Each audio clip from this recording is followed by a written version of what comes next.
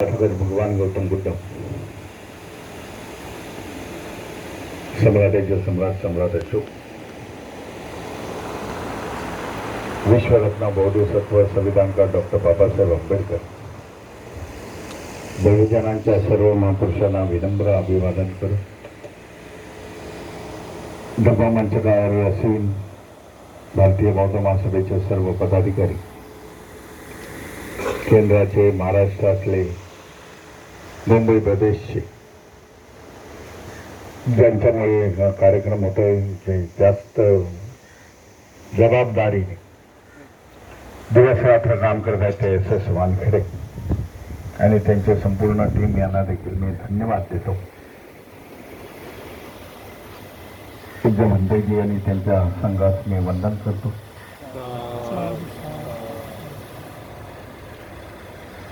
वैशाख पौर्णिमेच्या 2570व्या जयंतीच्या वैशाख पौर्णिमेच्या ठिकाणी सगळ्यांना हार्दिक शुभेच्छा देतो.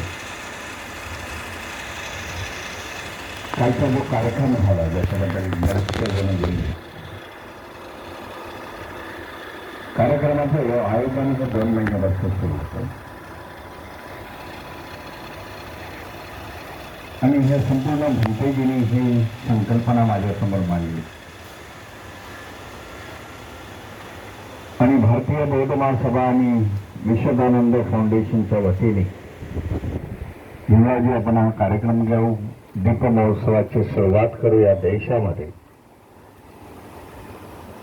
आणि त्याच्यानंतरच आम्ही या चैत्य महिन्यामध्ये एक लोगो, 1 महिन्यापूर्वी लोगोच्या माध्यमातून लोगोचं उद्घाटन केलं. लोगो सगळ्यांकडे सर्क्युलेट केला. त्याच वेळेला माझी बाईक देखील गेली आणि संपूर्ण देशभरामध्ये गेलेली. त्यावेळेला देखील इथे शामनेर शिबिराचं आयोजन करण्यात आलं होतं. तो दिवस होता.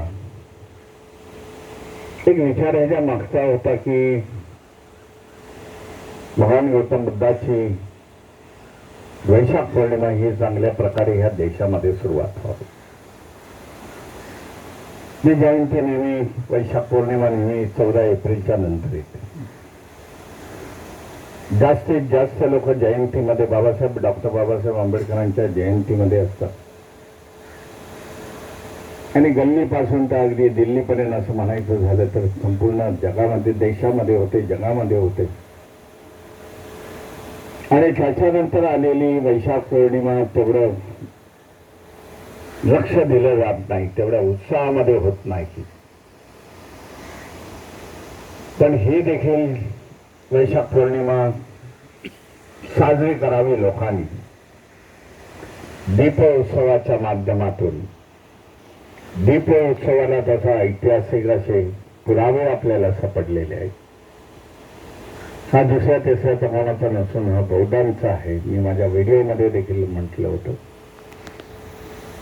ते उद्देश होता कालचा की जास्तीत जास्त लोक जोडावे.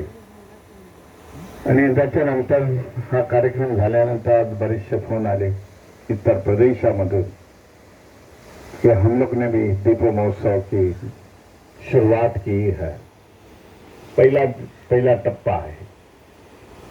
हळूहळू हा देखील ज्या बौद्ध राष्ट्रामध्ये वैशाख पौर्णिमा साजरी केली जाते, ती वैशाख पौर्णिमा या देशामध्ये देखील मोठ्या संख्येने होईल याबद्दल काही दुमत नाही असं मी समजतो. मी आपल्या सगळ्यांचं संघाचं मी चांगल्यापैकी अभिनंदन करेन. काल असं घडलं की ज्या भिक्खूंना आम्ही बोलवण्यात आलं होतं की राजगृह ते चैत्यभूमी चालत येते, त्या संख्येने हे भिक्खू आले नाहीत. मग आयत्या वेळेला संघ आपला भारतीय बौद्ध महासभेचा मी बोललो भंतेजी अभी रुक जाओ यहाँ, मैं व्यवस्था करता हूँ क्योंकि हम लोग ने अनाउंसमेंट पहले से ही कर दी है. मग तुम्हा सगळ्यांना संघाला तिथे राजगृहापासून तुम्ही इथेपर्यंत चालत आलात. मी देखील चालत होतो, परंतु मोठे बनतेजी विश्वनानंद बोली बोले भीमरावजी 9 तो बच के 10 वाजता आपल्याला कार्यक्रम बंद करायचा होता. 1 मे आहे आज, आणि त्यामुळे महाराष्ट्र सरकारचं कार्यक्रम ह्या शिवाजी पार्क मैदानामध्ये होतो. म्हणून आपल्याला फक्त वेळ त्यांनी 1 वाजण्यापूर्वीचीच दिली होती. 12 वाजता दीपोत्सव करा आणि 1 वाजता संपूर्ण परिसर खाली करून आम्हाला पुन्हा एकदा सिक्युरिटी डिप्लॉय करण्यासाठी आम्हाला द्या, असं प्रकारे होतं. परंतु पुढच्या वर्षी ह्याच्यापेक्षा चांगलं नियोजन करू. नियोजन चांगलं होतं. बऱ्याचशा लोकांचे फोन आले, अतिशय खर्चिक असे खर्च केला होता. हे सगळं कालचं जे स्टेज वगैरे, लाईट सिस्टीम, भगवान गौतम बुद्धाची प्रतिमा, हे सगळं फिल्म सिटीमध्ये बनवण्यात आलं होतं. आणि त्याच्यामुळे ते खूपच आखेवानी रेखो होते. लोकांनी देखील चांगला प्रतिसाद दिला. 12 वाजेपर्यंत लोक येत होते. आणि एक चांगला संदेश कालच्या वैशाख पौर्णिमेच्या पूर्वसंध्येला लोकांना देण्याचा प्रयत्न केलेला. ज्या चांगल्या गोष्टी होत्या त्या दुसऱ्यांनी घेतल्या, म्हणजे बौद्ध धर्मातल्या, आणि त्या लोकांना आता त्यांच्या वाटू लागलेल्या आहे.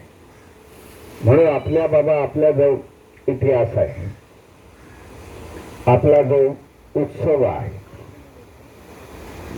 आपल्या ज्या काही प्रथा आहेत, ह्या सगळ्या बौद्ध धर्माच्या कथा आपण आपल्याकडे घेणं. आणि म्हणून काल मी त्या मंचकावरून बोललो, बाबा ज्या काही आमच्यात दीपमहोत्सव असेल, शांतीचा संदेश आहे, हे जे आमचं काम आहे ते भारतीय बौद्ध महासभा आणि धम्माच्या माध्यमातून आम्ही करत आहोत. काही लोकांना खटकलं, त्याचे पण देखील मला फोन आले की बीजेपीचे काही लोक मंचकावरती आले होते. हा धार्मिक स्टेज आहे, कोणीतरी मला वाटतं त्या प्रकारे त्याचे प्रयत्न केले होते. परंतु जेव्हा एखाद्या राजकीय पक्षाचे मोठे सत्ताधारी आहेत, त्यांना खालती बसून जमणार नाही, त्यांना देखील वरती बोलवण्यात आलं की हा जर राजकीय स्टेज असता तर आपण त्यांना बंदी आणली असते. परंतु हा धार्मिक स्टेज आहे आणि धार्मिक स्टेजमध्ये अशा प्रकारचं होणं गत्यंतर नाही, असं मी तरी समजतो. कारण बाबासाहेबांना अभिवादन करण्यासाठी सगळे जो आज प्रोटोकॉल महाराष्ट्रामध्ये ठरलेला आहे की महाराष्ट्राचं संपूर्ण मिनिस्ट्री हे ते राज्यपालापासून ते खालच्या साध्या राज्यमंत्र्यापर्यंत येतात. बाबासाहेबांना अभिवादन करतात, भगवान बुद्धाला अभिवादन करतात. त्यांना आडकाठी करू नये असं माझं तरी म्हणणं आहे.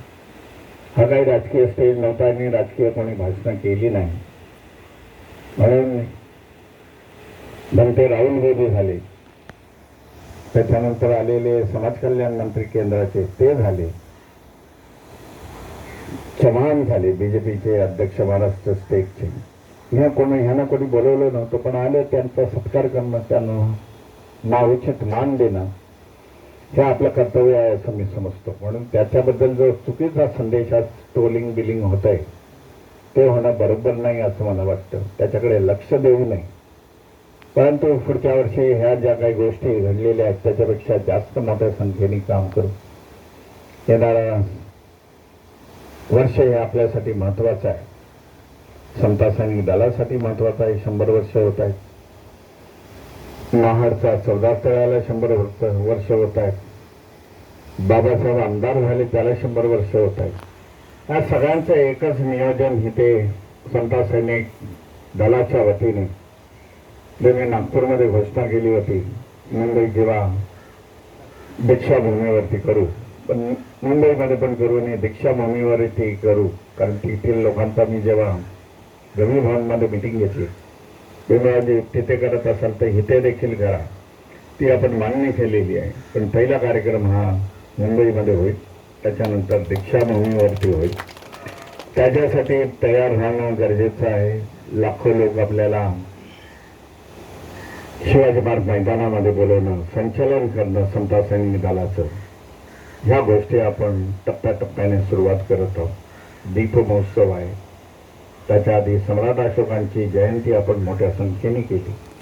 सम्राट अशोकाची प्रतिमा आपल्या प्रत्येक आता धार्मिक कार्यक्रमामध्ये भगवान गौतम बुद्ध बाबासाहेबांनी सम्राट अशोकाच्या प्रतिमा लागते आणि या धार्मिक कार्यक्रमाची सुरुवात होईल. त्याचे परिणाम आज चांगले दिसते.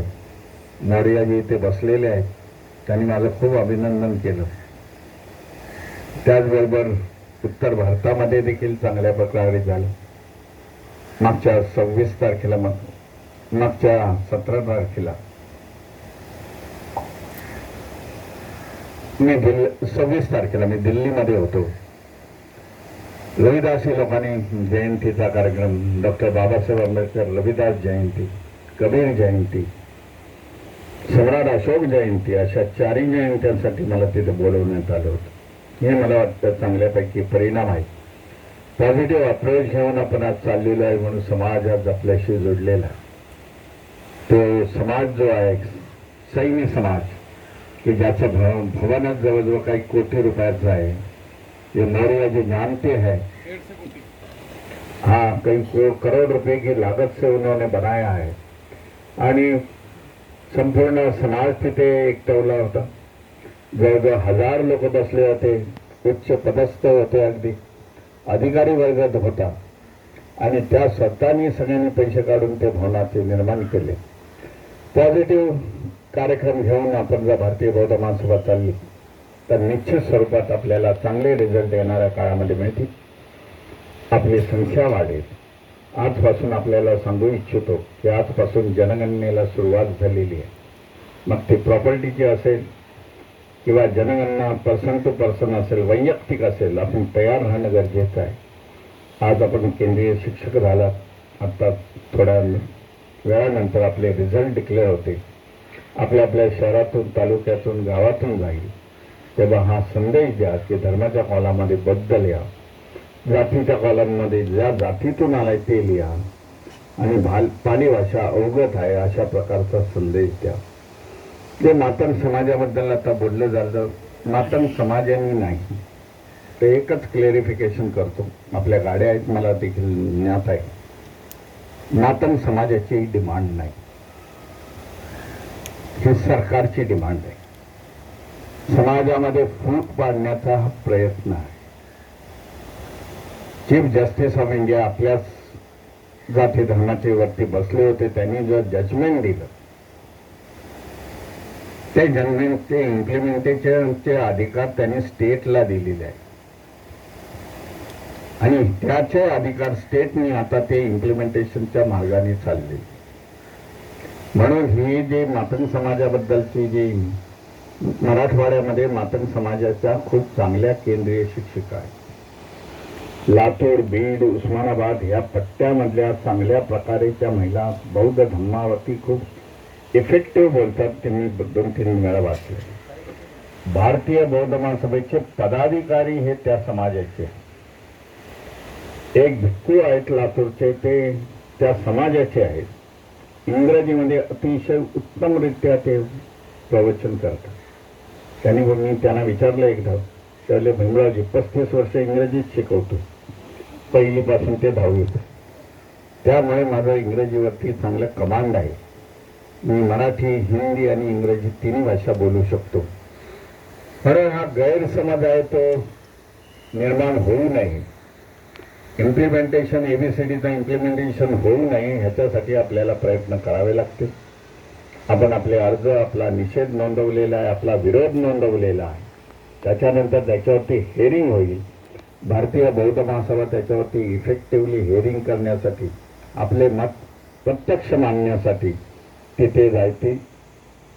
त्या दिवशी झालेला कार्यक्रम आंबेडकर भवनामध्ये जे प्रोफेसर वाघाने चांगल्यापैकी मांडणी केली, SK भंडारेंनी चांगली मांडणी केली, त्याच्यामध्ये सुभेच्छा राम यांनी मांडणी चांगली केली आणि त्या माध्यमातून संदेश देण्याचा प्रयत्न दिला.